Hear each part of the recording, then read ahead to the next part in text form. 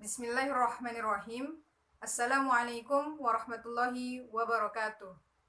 Perkenalkan, nama saya Nisa Rahmadan, kelas 12 Agama. Di sini, saya akan menjelaskan tentang Ta'arud al-Adillah, salah satu materi usul fikih kelas 12. Sebelum kita lebih jauh membahas tentang materi tersebut, alangkah baiknya kita mengerti apa itu Ta'arud al-Adillah. Secara ringkasnya, Ta'arud al-Adillah adalah pertentangan antara kedua dalil. Pertentangan antara beberapa dalil dalam suatu permasalahan tertentu. Sewaktu berdiskusi via WA Group, muncul pertanyaan dari Ardika. Katanya, ta'arud hanya terjadi secara zohir, bukan secara hakiki, dan yang demikian hanya dalam pandangan mujtahid. Lalu muncul pertanyaan lagi, apa maksud zohir dan hakiki dari pertanyaan tersebut? Sebenarnya, ayat Al-Qur'annya tidak ada pertentangan. Karena tidak mungkin Allah menurunkan suatu aturan yang saling bertentangan satu sama lain. Yang bertentangan hanyalah pandangan mujtahidnya, karena adanya keterbatasan ilmu. Kita ambil analogi sederhana dari Bu Barkah. Sewaktu outing kelas ke Jogja, Bu Barkah bilang gak usah sholat Jumat. Tetapi ketika berada di Mandua, Bu Barkah bilang, ayo sholat Jumat. Secara zohir, perkataan Bu Barkah ini ada pertentangan kan? Terdapat ta'arud di dalamnya. Di satu waktu menyuruh untuk sholat Jumat, di satu waktu menyuruh tidak sholat Jumat. Tetapi secara hakikatnya, kita mengerti konteksnya. Saat itu, kondisi kita sedang dalam keadaan musafir, sedang dalam perjalanan. Tetapi ketika berada di Mandua, Bu Barkah menyuruh untuk sholat Jumat karena keadaan kita mukim atau menetap, wajib untuk sholat Jumat. Sewaktu itu saya pernah bertanya, ujung-ujungnya kita balik ke nasah ya Bu? Bu Barkah bilang, ya, nasah adalah salah satu jalan dalam menyelesaikan ta'arud.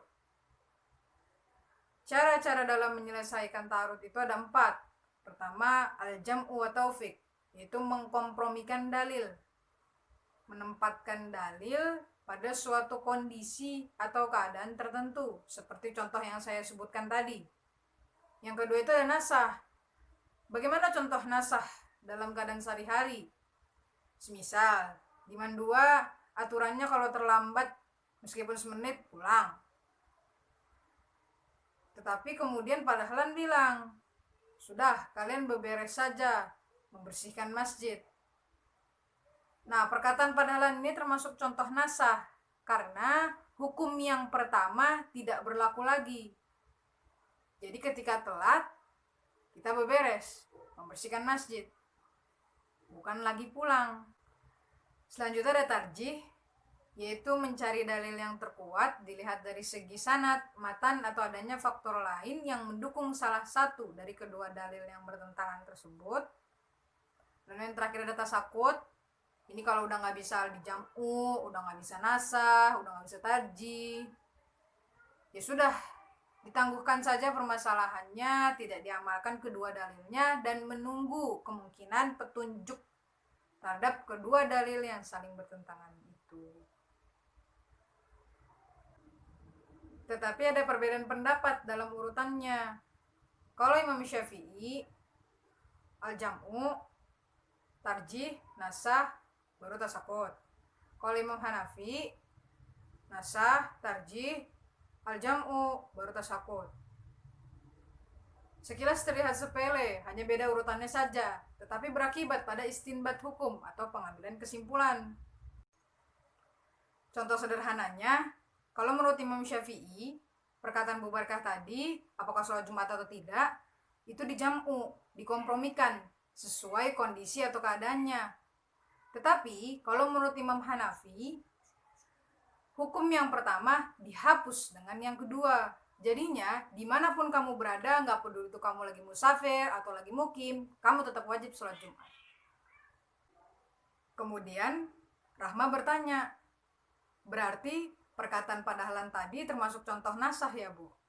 Bu Barka menjawab, iya, nasah itu yang belakangan ngehapus yang duluan. Tapi kalau kita nggak tahu yang mana yang belakangan, yang mana yang duluan, maka dipakai tarjih. Sekarang kita akan masuk ke contoh ayat Al-Quran atau hadis dalam Ta'arud Al-Adillah. Yang pertama, kita akan menggunakan jam'u. Dalam surat Al-Baqarah ayat 234 berikut,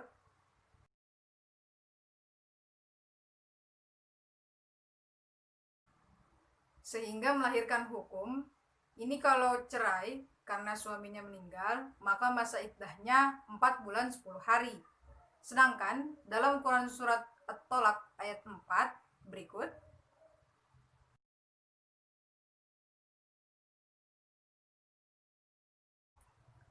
yang ini kalau cerai biasa maka masa iddahnya 3 bulan. Kalau sedang hamil ya sampai melahirkan. Lalu muncul pertanyaan lagi, bagaimana kalau ia sedang hamil terus suaminya meninggal, itu masa iddahnya seperti apa? Maka dilihat yang paling lama antara melahirkan dengan 4 bulan 10 hari. Pokoknya yang dipakai yang paling lama. Andai kata suaminya meninggal terus seminggu kemudian dia melahirkan, maka yang dipakai 4 bulan 10 hari. Selanjutnya adalah Ta'arud Al-Adillah dalam hadis.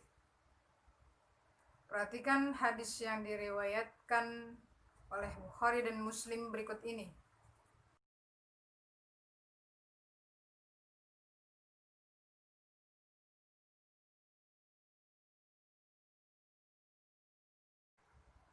Dari kedua hadis di samping dapat disimpulkan bahwa riba yang diharamkan adalah riba nasi'ah, sedangkan riba fadl diperbolehkan apabila jenis dan jumlahnya sama, juga tidak ada pihak yang dirugikan. Analogi sederhana dari saya, apabila kita ingin bertukar barang, misalnya beras dengan beras, sama-sama sekarung, tetapi yang satu pulen, yang satu perak. Dalam artian kualitasnya berbeda, berarti ada salah satu pihak yang dirugikan, itu berarti tidak boleh. Selanjutnya, kita masuk ke Ta'arud Al-Adillah dalam Qiyas. Muhammad Abu Zahra mencontohkan dalam masalah perwalian. Menurut Hanafi, ilat perwalian anak perempuan itu sighar, keadaan di bawah umur. Jadi ketika sudah balik, maka hak perwaliannya hilang. Sedangkan menurut Syafi'i, ilat perwalian anak perempuan itu bikar, kegadisan. Jadi hak perwaliannya hilang ketika dia sudah menikah. Jikalau ada pertanyaan, bagaimana kalau anaknya belum balik tetapi sudah menikah? Maka perwaliannya tetap hilang. Kebalikannya, jikalau ada seseorang yang balik tetapi belum menikah, maka hak perwaliannya tetap ada. Sekian dari saya, kurang lebihnya mohon maaf. Wabillahi taufiq wal hidayah. Wassalamualaikum warahmatullahi wabarakatuh.